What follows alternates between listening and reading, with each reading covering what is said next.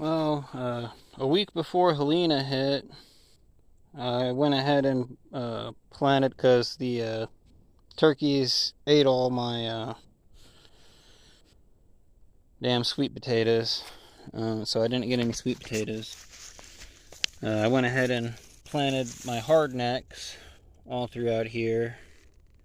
And they already started to sprout. Oh, look, here's one sweet potato.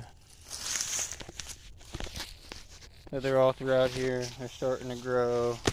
Those ones right there are elephant garlic corms. So they're going to be pretty good.